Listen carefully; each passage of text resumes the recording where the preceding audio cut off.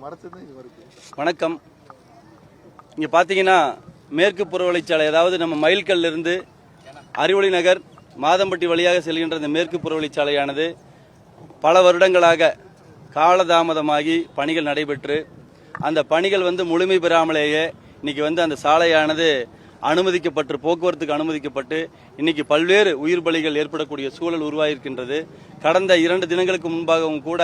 அறிவொளி நகரிலிருந்து கோவை புதூருக்கு இந்த பைபாஸை கடக்கும் பொழுது 2 பெண்கள் மிகப்பெரிய அளவில் விபத்து ஏற்பட்டு அதில் ஒரு பெண் நிர்மலா என்கின்ற ஒரு பெண் 18 வயது மாணவி, கல்லூரியிலே படிக்கக்கூடிய ஒரு மாணவி பார்த்தீங்கன்னா பரிதாபமாக சம்பவ இடத்திலேயே உயிரிழந்திருக்காங்க. அதுபோக இனி ஒரு பெண்ணும் கூட அவங்க தீவிர சிகிச்சை பிரிவில் அரசு மருத்துவமனையில் இருக்காங்க. இந்த செயலை உடனடியாக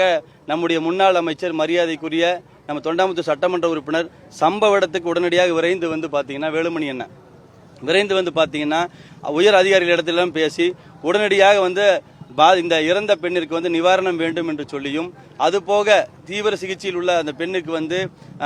உரிய சிகிச்சை வேண்டும் என்று சொல்லியும் கேட்டும் கூட இதுவரைக்கும் அரசானது மெத்தனமாக எந்த விதமான நடவடிக்கையும் எடுக்கவில்லை. அதுபோக இந்த ஹைவே டிபார்ட்மெண்ட்டை கூப்பிடும் பொழுது இங்கே வேகத்தடை வேண்டும், இங்கே 2 பக்கம் சிக்னல் வேணும், இந்த பாதையை கடக்கும் பொழுது மேம்பாலம் அந்த அறிக்கையில் மேம்பாலம் இருக்கின்றது என்று சொல்லி அந்த திட்ட அறிக்கையில் இருந்து தெளிவாக இருந்தது. ஆனால் இன்றைக்கு இந்த சாலையானது மேம்பாலம் இல்லாமல் கட்டப்பட்டிருக்கின்றது. ஆக அதற்குண்டான தெளிவான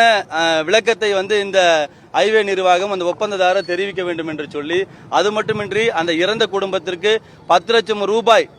நிவாரணம் உடனடியாக இந்த ஸ்டாலின் அரசு வழங்க வேண்டும் என்று சொல்லியும் கூட இதுவரைக்கும் வழங்காததை கண்டித்து நாம் இன்னைக்கு பாரதிய ஜனதா கட்சி, தேசிய ஜனநாயக கூட்டணி, அனைத்து இந்திய அண்ணா திராவிட முன்னேற்ற கழகம் மற்றும் கூட்டணி கட்சிகள் இணைந்து இன்னைக்கு பாத்தீங்கன்னா அந்த பாதிக்கப்பட்ட பெண்கள் மக்களோடு சேர்ந்து இன்றைய தினம் அறிவொளி நகர் பகுதியினுடைய வஞ்சிக்கப்படுகின்ற, ஒதுக்கப்பட்டிருக்கின்ற, அத்திப்பட்டியாக இருக்கக்கூடிய இந்த மக்கள் இந்த அரசினுடைய கவனத்திலே இல்லாமல் இருக்கக்கூடிய இந்த அறிவொளி நகர் பகுதியை உடனடியாக இந்த மேம்பாலம் அமைத்து தர வேண்டி இந்த இடத்துல சம்பவ இடத்துல இன்னைக்கு கண்டனத்தினுடைய ஆர்ப்பாட்டமானது இன்று நடைபெற இருக்கின்றது.